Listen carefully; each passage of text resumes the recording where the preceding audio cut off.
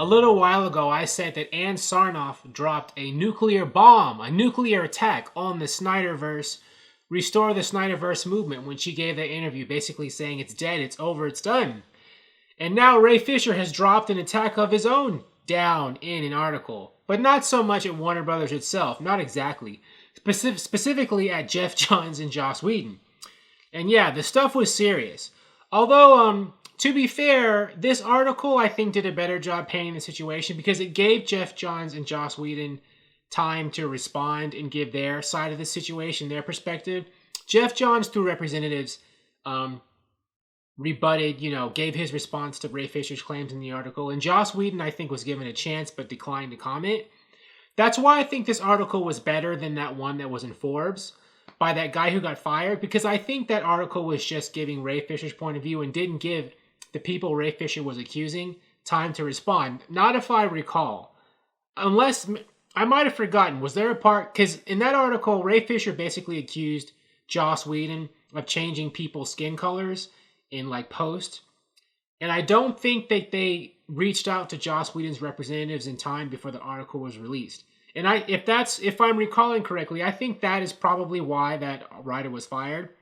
Because when you make an article like that, you're supposed to give the other side, if you're going to do a journalistic article where someone is accusing someone of something bad, you're supposed to give the person being accused time to respond before you publish it.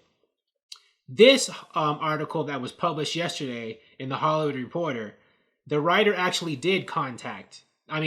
People like Jeff Johns and Joss Whedon did get a chance to respond.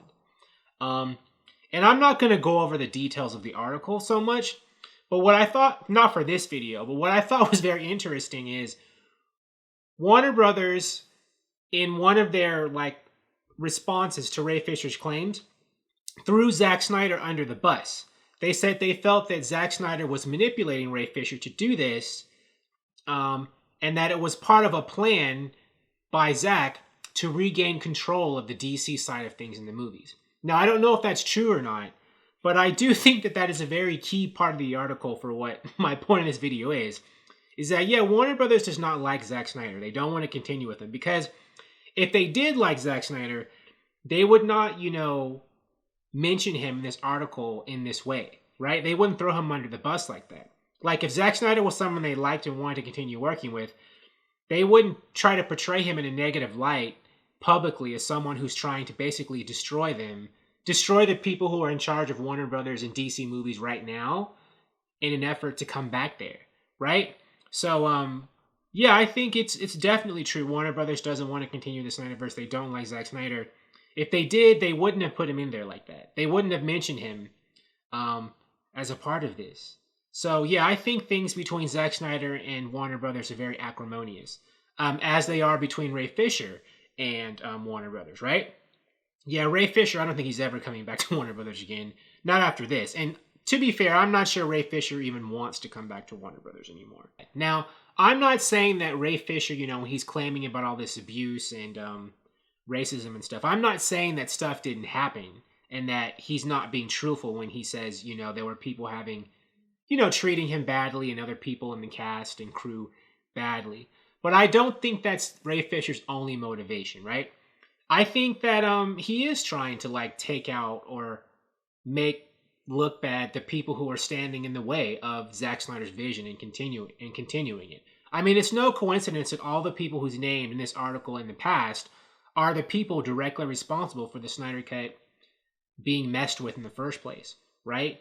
It is, Jeff Johns, Toby Emmerich, Joss Whedon, Walter Hamada, and I might be John Berg, right?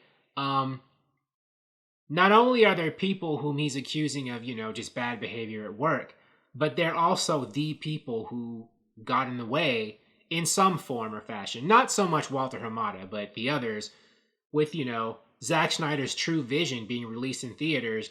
And, there's some of the people, a group of the people who don't want the Snyderverse to continue. Also Ann Sarnoff, but I don't think Ray Fisher has anything on Ann Sarnoff. If he did, he would have mentioned her already. So I don't know. I do think, I think that, Ray Fisher is a general in a war, right? I think that he does want to help get rid of the people who are standing in the SnyderVerse's way. Or maybe I don't know if he wants to do that anymore, but I think at one point he did. Because in this article at the end, I think he seems to kind of given up hope on that. Or he says, like, I don't want to get these guys fired, right? And, but if those guys are still staying there, then that means, the SnyderVerse is less likely to continue because they are the barriers in the way. But in the past, I think Ray Fisher was trying to get somebody fired. And, reading between the lines, I mean, these days, when you make accusations like this, if they stick, that can get somebody fired. So I'm not sure Ray Fisher is being too truthful when he says, I don't want these guys to be fired. I think he'd be love it if they got fired. Because I don't think he likes them that much. But we'll see. I mean, at this point, now that this has happened, I do not think the SnyderVerse is going to continue in its full capacity now, unless someone is fired, right? Because if things were acrimonious between Ray Fisher and Warner Brothers and Zack Snyder and Warner Brothers before, they are like even more acrimonious now. I don't know if you can come back from this.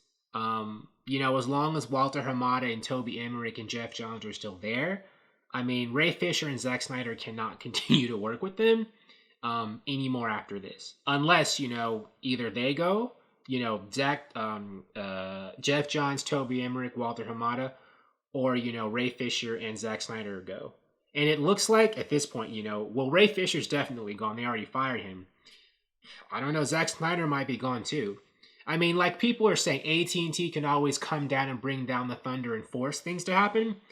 But after this, like, I don't know if Jason Kilar could force the SnyderVerse to continue without things being extremely bloody and ugly. I mean, he would have to fire people like Jeff Johns, Walter Hamada, and Toby Emmerich now. Because they can't work with,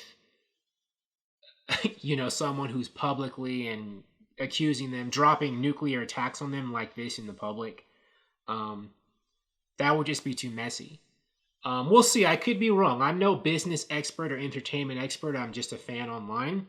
But I mean, when you have people who hate each other this much, they cannot work with each other.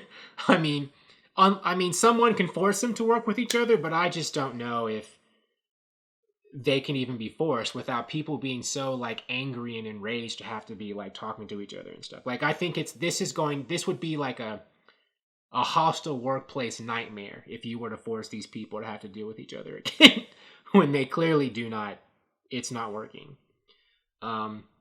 So, what do you think this means for the future of the SnyderVerse? Thank you for watching. If you like this video, please like it on YouTube and subscribe to the channel because I appreciate your viewership, and I'll talk to you soon. Bye.